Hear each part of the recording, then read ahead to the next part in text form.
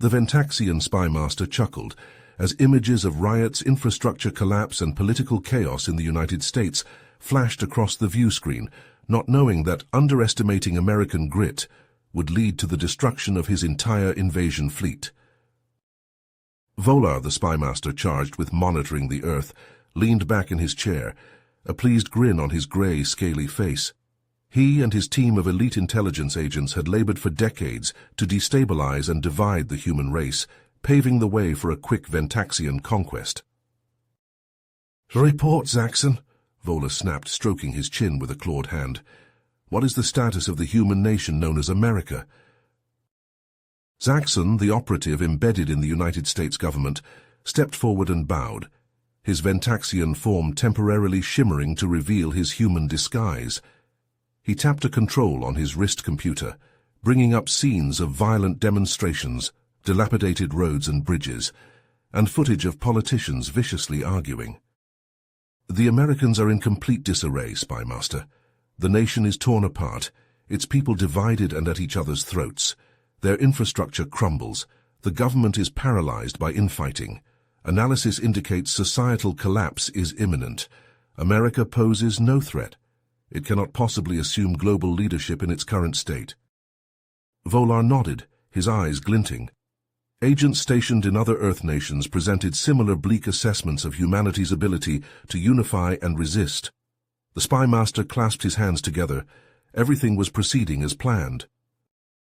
"The fleet arrives in 1 Earth year," Volar said, rising from his chair and pacing around the briefing room, his clawed feet clinking on the deck. "Increased sabotage and deception. The humans must be driven further apart. They cannot be allowed to rally when our ships darken their skies." He paused and glanced out a viewport at the stars. "Soon this world and its fractured population will kneel before the Ventaxian Empire." But as he contemplated his coming triumph, Volar failed to recognize a fundamental truth. In the face of an existential common threat, the nations of Earth, and especially the slumbering titan that was America, would rise up as one and unleash the legendary human ferocity that had never before been encountered by the galaxy. Anthony Murray was no stranger to war. The former U.S. Army Ranger had seen more than his fair share of combat during multiple tours in the Middle East. His Silver Star, earned for valor under fire, was a testament to his bravery and skill. But those experiences left scars, both physical and mental, that made adjusting to civilian life a daily struggle. Now, as a high school history teacher in suburban Virginia, Anthony found some measure of peace in sharing his knowledge with the next generation. He stood before his class, discussing the American Revolution and how the outgunned and outmatched colonists had defeated the mighty British Empire through sheer determination and unconventional tactics. Suddenly, an explosion shattered the classroom windows, spraying glass and debris across the room. Screams filled the air as heavily armed Ventaxian shock troopers stormed the school, their plasma rifles spitting deadly bolts of energy. In an instant, Anthony's combat instincts kicked in. "Everyone out now!" he yelled, herding his terrified students towards the emergency exit.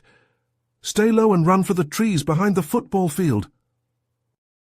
As the last student fled the room, Anthony grabbed a fire extinguisher off the wall and a metal pointer from his desk. The Ventaxians, used to humans fleeing in panic, were momentarily taken aback when the teacher charged them head-on. Anthony smashed the first alien across the faceplate with the fire extinguisher, shattering the visor and sending the trooper reeling.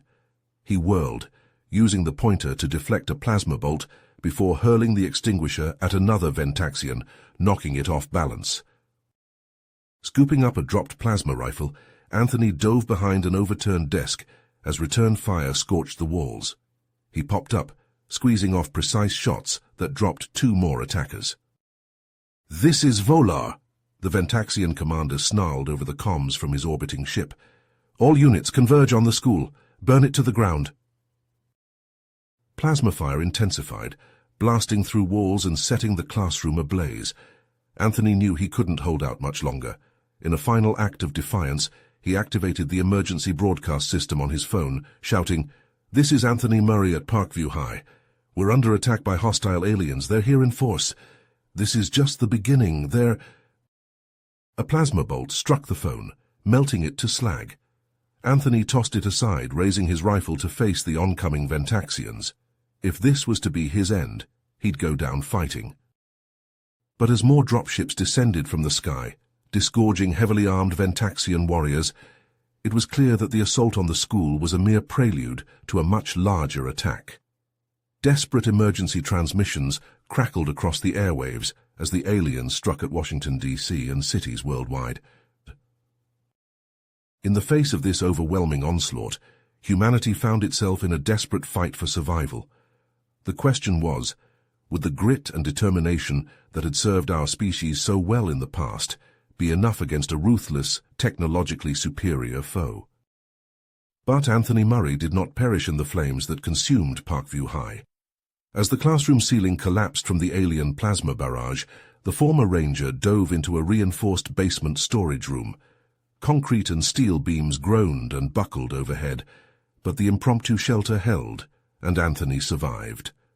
Not unscathed. A twisted piece of rebar had punched through his left thigh. Smaller cuts and contusions covered his body. The smoke and heat seared his lungs. But he was alive. The teacher-turned warrior peered through a crack in the debris. Ventaxian troopers patrolled the ruins, poking through the smoldering wreckage for survivors to eliminate. Gritting his teeth against the pain, Anthony slowly, silently dug himself out. He emerged into a hellscape. The school was a blackened husk. Nearby buildings burned uncontrollably. Burned-out cars and trucks littered the cratered streets, many with charred human remains still inside. The aliens had been thorough and brutally efficient in their assault. Anthony nearly stumbled over a fallen Ventaxian, its chest perforated by a tight cluster of bullet holes. The dark ichor staining its armor and the scattered brass casings on the ground told a tale of human resistance. They had not gone quietly. All across town, the rapidly cooling corpses of Ventaxian shock troopers bore witness to the ferocity of the human defense.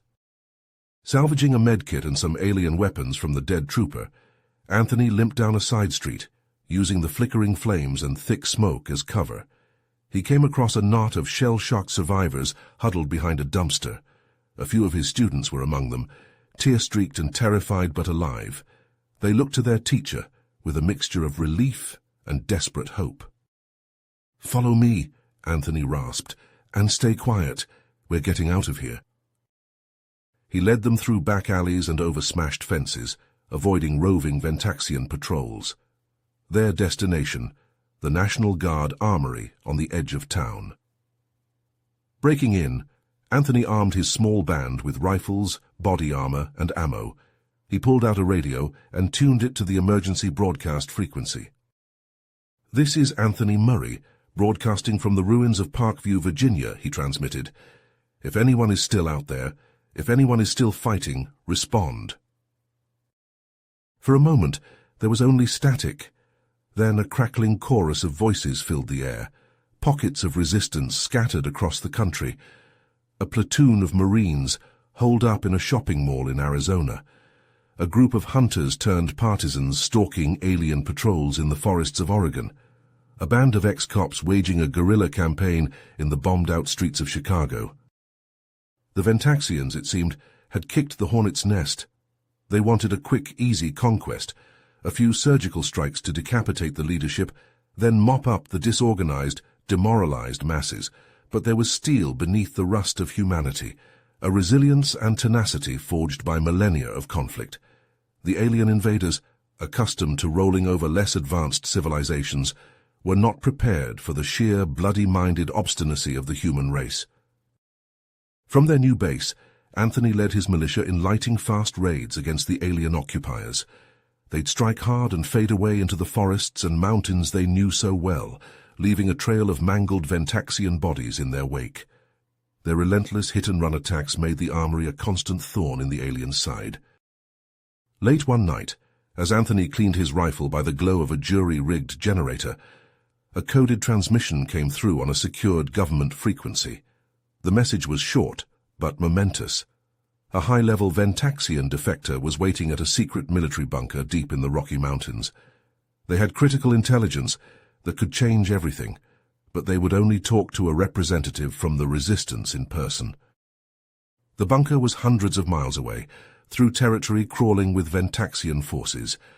The journey would be perilous, likely suicidal, but this was the first real break humanity had caught since the invasion began. The first chance to turn the tide. Anthony's eyes hardened with resolve. He started gathering his gear. The future of the human race hung in the balance. This was a mission he could not refuse. Anthony selected a half-dozen of his most battle-hardened militia members, men and women, who'd proven their mettle in the crucible of the Ventaxian invasion. They loaded up on weapons, ammo, and supplies, then set out on foot under the cover of darkness. The narrator recounts their grueling trek through a landscape of devastation, burned-out towns, blasted forests, fields of rubble where cities once stood. The stench of death hung heavy in the air. Ventaxian patrols were a constant threat, their drones buzzing overhead, their armored transports rumbling down shattered highways. Anthony's band stuck to the wilderness, moving by night, hiding by day. They had tense run-ins with marauders, humans who'd abandoned all pretense of morality in the face of annihilation. Desperate firefights erupted in the bones of ruined gas stations and looted strip malls. Anthony's people gave better than they got, leaving the bandits bleeding in the dust. The group came across other survivors too. Some were wild-eyed and half-mad, reduced to feral scavengers, but others still clung to their humanity. A family huddled in a storm cellar, a band of college students hiding in the woods. Some joined up with Anthony, determined to keep fighting. Others couldn't bring themselves to leave their bolt holes too broken to go on. Weeks into their journey, the group staggered into the blasted shell of a once great metropolis. Skyscrapers thrust up like the rib cage of some long-dead leviathan. Ventaxian banners fluttered from the tallest spires.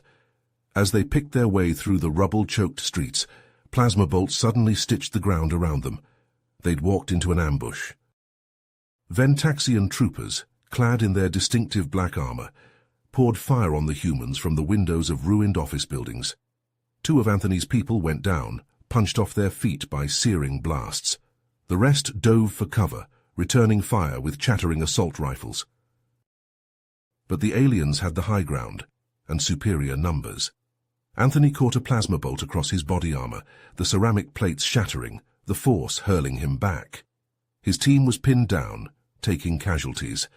They couldn't hold out for long. Gritting his teeth, Anthony ordered a fighting retreat into a nearby subway entrance. They half ran, half tumbled down the stairs, plasma sizzling overhead. The cool darkness of the tunnels embraced them. The narrator reveals that in the months since the invasion, the city's sprawling subway network had become a subterranean resistance stronghold. Survivors moved through the tunnels like ghosts, striking at the aliens above, then fading back into the depths. Tattered flags and patriotic graffiti covered the tiled walls. Makeshift barricades blocked side passages. The muffled echo of distant gunfire was a constant backdrop. Wary eyes peered out at Anthony's bedraggled band from doorways and alcoves. Then, a tall figure emerged from the shadows, an M4 carbine cradled in his arms. The man introduced himself as Jack Simmons, a former NYPD officer, now leading a cell of the subway resistance. Jack brought the newcomers to a repurposed subway platform, now a bustling underground forward operating base. Wounded resistance fighters rested on stained mattresses. Others cleaned weapons or pored over maps. A generator hummed, powering flickering lights. The air was thick with the mingled scents of gun oil, sweat, and antiseptic. As Anthony restocked on ammo and tended to his battered body armor, he and Jack conferred in urgent whispers. The ex-cop had dire news. The Ventaxians had established a major command post in an abandoned skyscraper at the heart of the financial district. From there they coordinated the subjugation of the entire eastern seaboard. The bunker Anthony sought lay on the far side of the alien stronghold. There could be no way around. They had to go through. Staring at a stained subway map, Anthony hatched a desperate plan. He and his remaining militia members would allow themselves to be captured while scouting near the Ventaxian command post. Once inside, they'd stage a diversion, allowing a strike team led by Jack to infiltrate from below and plant demolition charges at key structural points. They'd blow the tower, bury the Ventaxian leadership in rubble, and blast a path to the bunker in one fell swoop. It was a suicide mission, plain and simple, but it was the only way. The fate of the human resistance, and perhaps the species itself, hung in the balance. Anthony and Jack clasped hands, their eyes locking. An unspoken understanding passed between the two warriors. They'd likely not meet again in this life. As the narrator describes, the tunnel came alive with grim activity. Weapons and explosives being readied, last messages recorded for loved ones secreted away in bolt holes and bunkers. Then, with a curt nod, Anthony led his team up to the surface. They emerged into the orange glow of dusk, striding toward the Ventaxian perimeter, with weapons held overhead in surrender. Behind them, Jack and his strike team filed into a service tunnel, faces smeared with grease, satchel charges slung over their shoulders. The subway map was seared into their minds. They'd navigate the underground labyrinth, popping up in the sub-basements of the alien-held tower. They carried the last best hopes of humanity in their calloused hands. As the scene ends, the narrator leaves us with a glimpse of Ventaxian troopers warily approaching Anthony's bedraggled band, plasma rifles leveled, while deep below the resistance fighters stalk through dank tunnels by the glow of chem lights toward their date with destiny. The battle for Earth's future is about to begin. The narrator recounts how Anthony's ragtag band of fighters, posing as captives, were roughly hauled into the heart of the Ventaxian command post. The alien guards, arrogant in their supposed superiority, failed to properly search or restrain their new prisoners. It was a fatal mistake. At a prearranged signal, Anthony and his team sprang into action. Sharpened pieces of scavenged metal hidden in clothing and boots became deadly weapons in skilled hands. Ventaxian throats were slashed, eyes gouged, vital arteries severed before the aliens could even reach for their weapons. The humans moved with brutal efficiency, leaving a trail of twitching, gurgling corpses in their wake. The command post erupted into chaos. Alarms blared, emergency lights flashed. Panicked Ventaxian voices barked orders over the intercom, but Anthony's team was already moving, guided by schematics Jack had provided. They stormed the armory, catching the guards flat-footed. Plasma rifles and pulse grenades were seized, the balance of power shifting in an instant. Armed and dangerous, the humans carved a path of destruction through the command post. Ventaxians fell before them, blackened holes smoking in their chests, seared limbs flailing. Anthony led the charge, his stolen plasma rifle spitting sun-bright death. His eyes were cold, his trigger finger merciless. This was the language of war, and he was fluent. They blasted their way into the command center, a cavernous space filled with holographic displays and banks of alien computers. There, they confronted Zorgax, the Ventaxian commander. He was a towering brute, encased in black battleplate, a crackling energy glaive in his claws. "Pathetic primates," Zorgax snarled, his voice a guttural rasp. "You only delay the inevitable. This world is ours." Anthony stepped forward, plasma rifle leveled. "Not while we still draw breath." The narrator describes the clash that followed, a desperate, brutal affair. Zorgax was stronger, faster, his technology far superior. His energy glaive sliced through the air, searing afterimages into retinas, leaving molten gashes in steel and flesh alike. But Anthony fought with the tenacity of a cornered beast, the cunning of a born survivor. He ducked and wove, using the command center's equipment as cover, as obstacles to trip up his foe. Plasma bolts flew, consoles exploded. The air grew thick with smoke and the stench of burnt meat. Anthony's team paid a heavy price, cut down one by the rampaging alien commander, but they bought Anthony the time he needed. In a final, desperate gambit, he tackled Zorgax, sending them both crashing into a bank of computers. Sparks flew, electricity arced, both combatants screamed in pain. But when Anthony rose battered and bloody, Zorgax lay still, the light in his eyes extinguished. The battle was won. As the smoke cleared, Anthony and his survivors set to work, hacking into the Ventaxian systems, sifting through terabytes of alien data. What they found changed everything. The supply base in the mountains was no mere depot. It was the linchpin of the entire Ventaxian war machine. The vast majority of their troops, their ships, their devastating weaponry, all of it funneled through that single installation. If they could take it out... Anthony shared a meaningful look with his fellow survivors, the weight of possibility heavy in the air. One base, one mission, a chance to strike a crippling blow against the invaders, to light a beacon of hope for all humanity. Exhausted but determined, they salvaged what they could from the ruined command post. Weapons, ammunition, intel, all would be put to good use. Gathering their gear, they strode purposefully from the smouldering wreckage, a hardened company of resistance fighters, battle-forged and united in their resolve. The bunker and the promise of the Ventaxian defector still called to them, but the supply base beckoned as well, a target too tempting to ignore. In the end, the choice was clear. They set their course for the mountains, for the hidden alien base, for a chance to turn the tide of the war. The road ahead would be long and fraught with peril, but they had come too far to turn back now. The fate of humanity rested in their scarred, calloused hands. They would not fail. Anthony shouldered his plasma rifle and turned his gaze to the horizon, to the distant peaks that hid their enemy. The Ventaxians had sown the wind. Now they would reap the whirlwind. The narrator recounts how the flames of resistance, sparked by Anthony's daring exploits, began to spread across the globe.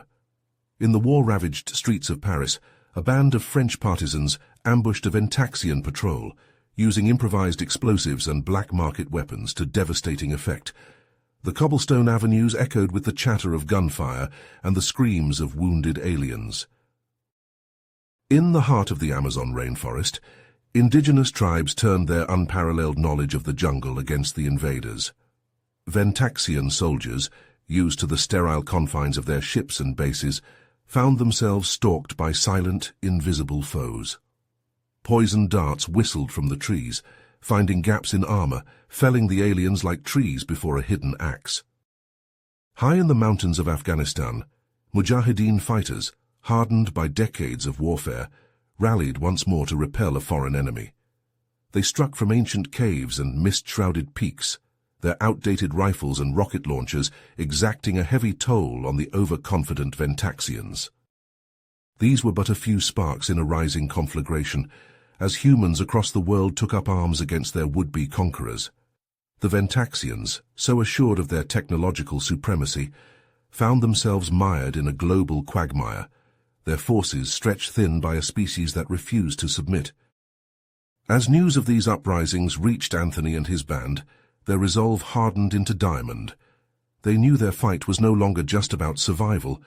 It was about proving to the galaxy that humanity would not go quietly into the night. Their stolen shuttle, pitted and scarred from a dozen firefights, whined through the thin mountain air. Below, the jagged peaks gave way to a hidden vale, nestled in the heart of the range. There, built into the living rock, squatted the Ventaxian supply base.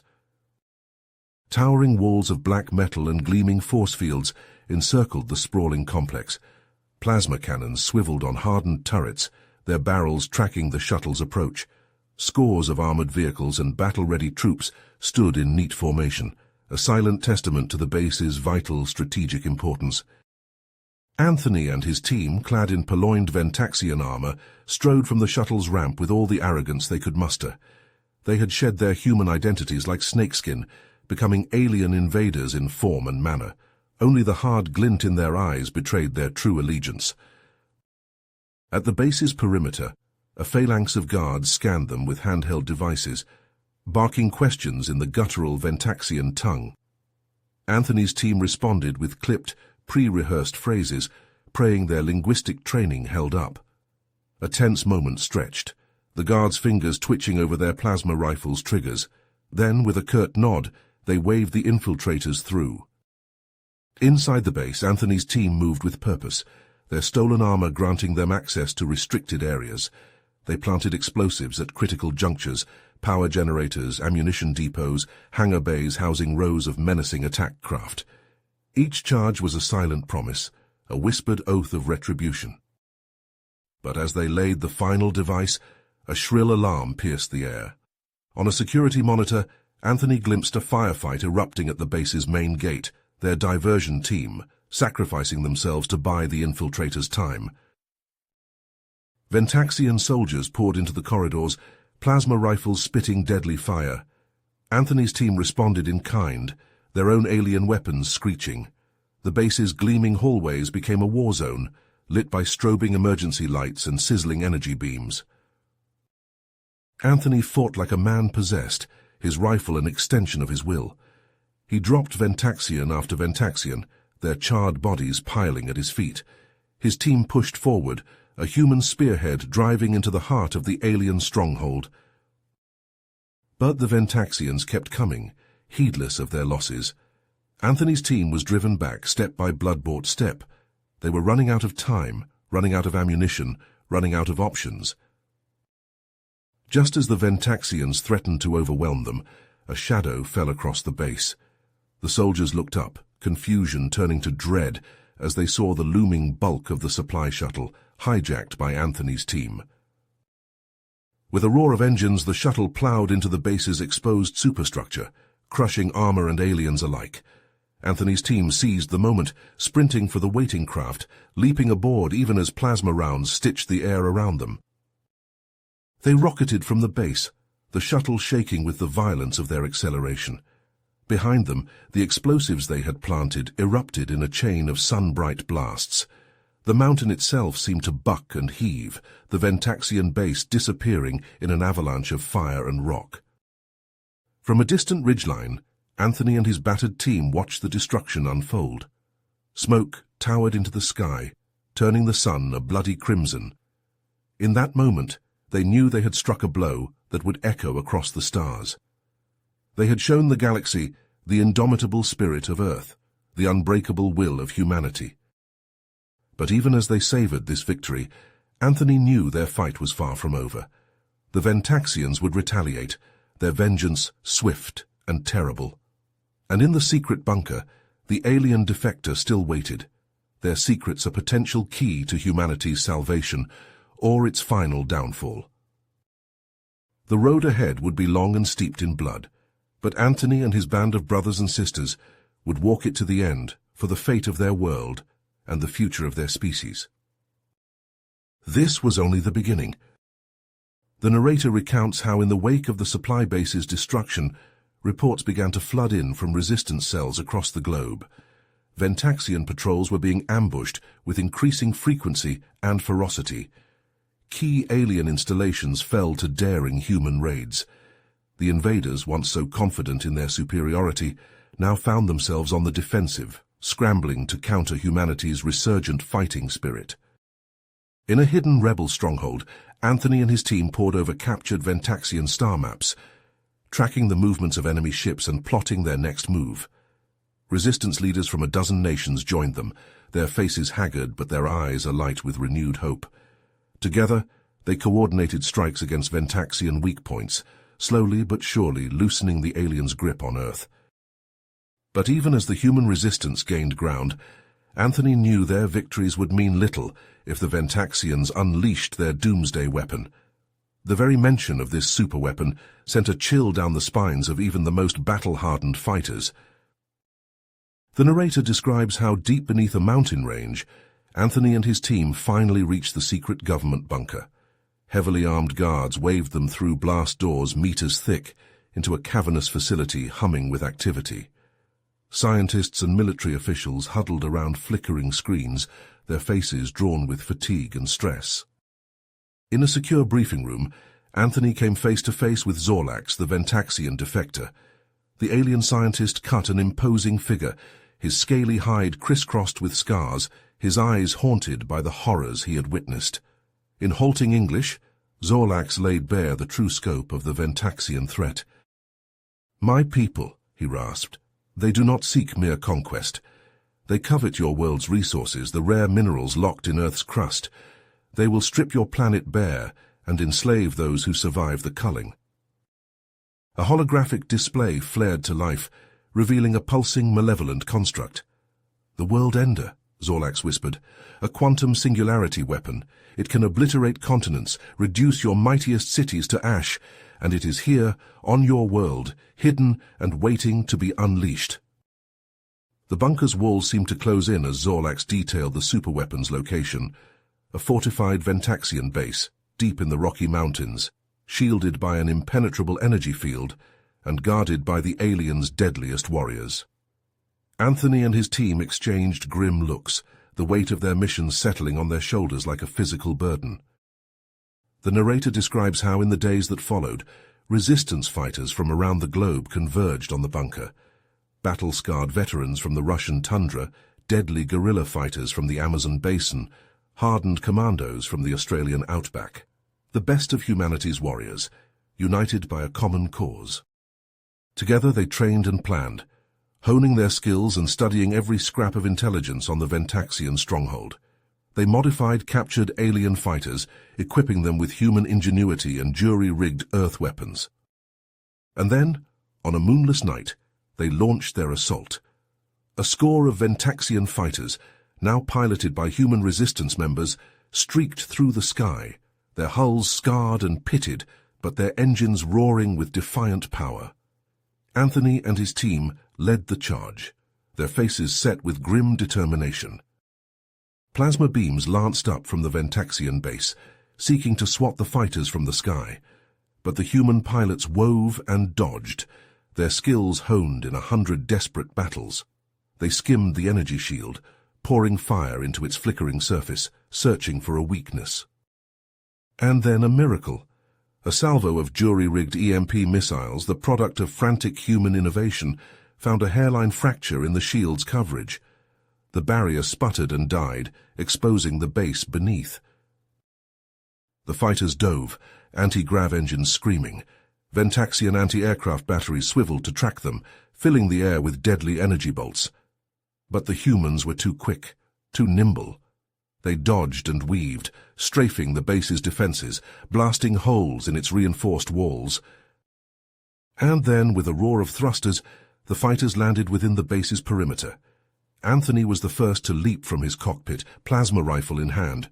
His team followed close behind, faces grim beneath their battle helmets. The battle for the World Ender had begun. The narrator describes how Anthony and his team stormed into the Ventaxian stronghold, plasma rifles blazing. They moved with practiced precision, leapfrogging from cover to cover, dropping alien guards with well-placed shots. The stronghold's corridors rang with the screeching of energy weapons and the guttural battle cries of the Ventaxians. Progress was hard-fought, every meter paid for in blood and sweat. The Ventaxians fought with the ferocity of cornered beasts, determined to protect their superweapon at all costs. But Anthony's team was fueled by an unquenchable fire, a determination to end the alien threat once and for all.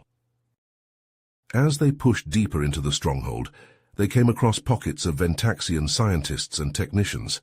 Some fought, reaching for sidearms with trembling claws, but others, seeing the steely resolve in the humans' eyes, threw up their hands in surrender. "The World Ender," a captured scientist babbled, "it draws power from a quantum singularity, virtually unlimited destructive potential, but it has a weakness, the containment field generator. Destroy that, and the singularity will collapse in on itself." Anthony nodded grimly, committing the information to memory. They pressed on, fighting their way to the heart of the stronghold, and there, in a cavernous chamber thrumming with eldritch energies, they found their target. The World Ender was a monstrosity of alien science, a pulsating mass of dark energy housed within a crackling containment field. Its very presence seemed to warp the fabric of reality, twisting light and shadow into nauseating patterns.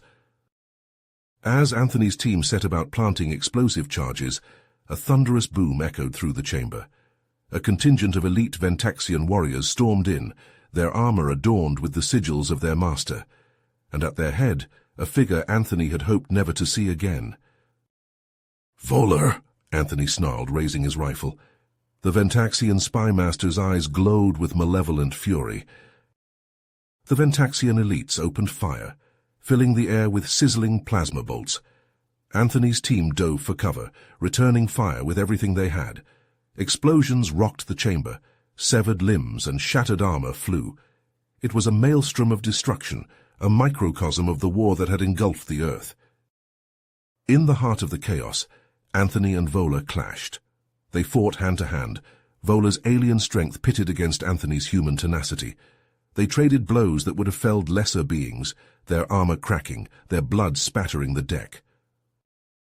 But in the end, it was Anthony who stood victorious. With a final, desperate effort, he drove his combat knife into Vola's throat, piercing the alien's armored hide.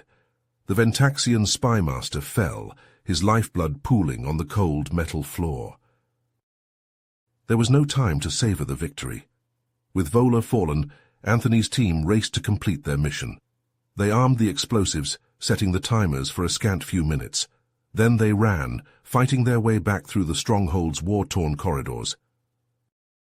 They burst from the stronghold's entrance, just as a series of deafening explosions shook the mountain to its foundations. A blinding flash of light erupted from the heart of the base, a miniature sun birthed and dying in an instant. The World Ender, the Ventaxian's terrible superweapon, was no more. But even as they watched the stronghold collapse in on itself, Anthony and his team knew their fight was far from over. The Ventaxians were still out there, their forces battered but not broken. The crushing defeat of Vola and the destruction of the Ventaxian superweapon sent shockwaves rippling through the alien ranks. The narrator describes how, in mere hours, the once unassailable Ventaxian forces unraveled into a disorganized rabble, their command structure decapitated, their morale shattered. The human resistance, galvanized by Anthony's victory, seized the moment with both hands. In cities across the globe, ragtag bands of human fighters rose up as one, storming Ventaxian strongholds with a ferocity born of desperation and newfound hope. They fought with salvaged alien weapons and improvised explosives, with sheer grit and the indomitable human spirit. In the bombed-out streets of London, a group of British SAS veterans led a daring raid on a Ventaxian detention centre, freeing hundreds of imprisoned civilians. In the winding favelas of Rio de Janeiro, street gangs and police officers fought side by side, driving the aliens from their neighborhoods one bloody block at a time. In the shadow of the Kremlin's onion domes, Russian soldiers and citizens manned barricades, turning Moscow into a meat grinder for the Ventaxian occupiers. The narrator recounts how for the first time since the invasion began, the tide of battle turned. Ventaxian dropships, once feared harbingers of doom, were blasted from the skies by shoulder-fired missiles. Their armored columns, once thought invincible, found themselves mired in urban combat, picked apart by determined human defenders. And in the midst of this global uprising, Anthony and his battle-hardened team fought in the vanguard. They raced from hotspot to hotspot in their captured Ventaxian shuttle, reinforcing beleaguered resistance cells, hitting the aliens where they were weakest. They became a rallying point, a symbol of humanity's relentless defiance. But even as the Ventaxians were driven back on Earth, they had one final gambit to play. As the global offensive reached a crescendo, a desperate transmission crackled across human comm channels. A group of Ventaxian ships, laden with plundered human technology and resources, were attempting to flee the planet under cover of the chaos. Anthony and his team, supported by a ragtag squadron of human fighter pilots flying salvaged Ventaxian craft, rocketed into the upper atmosphere to intercept. They tore through the clouds, emerging into the star-strewn blackness of near-Earth space. Ahead, the fleeing Ventaxian ships glinted in the unfiltered sunlight, their hulls pitted and scarred from the fighting below. Anthony gunned his engines, leading the charge. Around him, the vastness of space erupted into a maelstrom of plasma beams and missile contrails as the human fighters engaged the Ventaxian rearguard. Ships on both sides blossomed into fireballs, their oxygen-starved flames snuffing out in the void. Anthony wove his fighter through the chaos with preternatural skill, plasma cannons flaring. One by one, the fleeing Ventaxian ships fell to his onslaught, torn asunder by human vengeance. It seemed that against all odds, humanity would have its final victory. But in that moment of triumph, a monstrous shadow fell across the battlefield. Emerging from behind the moon's pale disk came a Ventaxian warship, a behemoth of black metal and bristling gun batteries. It dwarfed the fleeing ships, its very presence a declaration of alien supremacy. The warship's cannons roared to life, hurling sun-bright lances of plasma into the human formation. Anthony's wingmen scattered, several vanishing in blinding flashes of light. Anthony himself barely evaded the onslaught, his fighter's shield sizzling under the barrage. The narrator describes how in that instant Anthony saw the path to victory with cold clarity. There could be no retreat, no respite. That warship had to fall, or all of humanity's sacrifices would be for naught. With a wordless battle cry, Anthony flung his fighter into a desperate attack run. Plasma beams crackled around him, searing his cockpit, shorting out systems. His ship bucked and shuddered under the impacts, alarms blaring, the stink of burnt insulation filling his helmet. But still he flew on, a human missile aimed at the warship's heart. The massive vessel filled his viewscreen, its bridge a distant gleam at the end of a canyon of armor and bristling turrets. As Anthony's battered fighter screamed towards the Ventaxian warship's bridge, the onboard computer crackled to life, spewing a torrent of alien data across his cockpit displays. In that instant, the truth hit Anthony like a plasma bolt. This was no mere warship. It was an Ark carrying not just soldiers but civilians, families, children. The realization struck him to his core. Throughout this brutal war, it had been all too easy to paint the Ventaxians as faceless monsters, bent on humanity's destruction. But in that moment of clarity, Anthony saw them for what they truly were, a desperate people, fighting for their very survival. With only seconds to impact, Anthony wrenched his controls hard to starboard. His fighter groaned in protest, its damaged frame shuddering under the strain. But it held, barely. Plasma cannons blazing, Anthony raked the warship's engines, crippling but not destroying them. The behemoth shuddered, its lights flickering as secondary explosions rippled across its hull. Its engines sputtered and died, leaving it drifting helpless in the void. Around it, the remaining Ventaxian ships, seeing their flagship fallen, began to power down their weapons, one by one.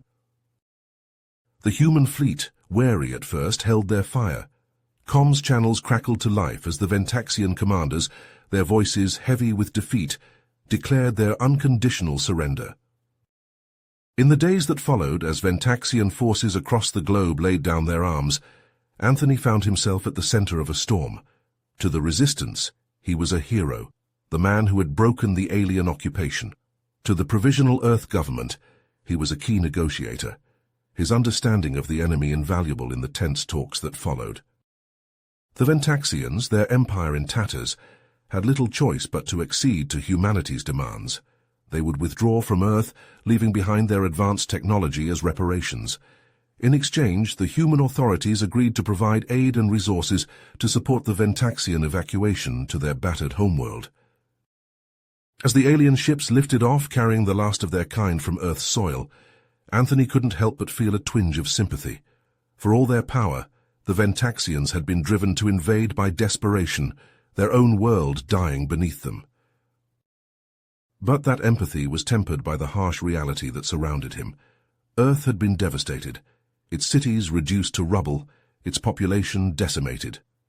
The scars of the invasion would linger for generations, etched into the very landscape. Standing amidst the ruins of his hometown, Anthony breathed deep of the ash-tinged air. The cost of victory had been immense, paid in blood and tears.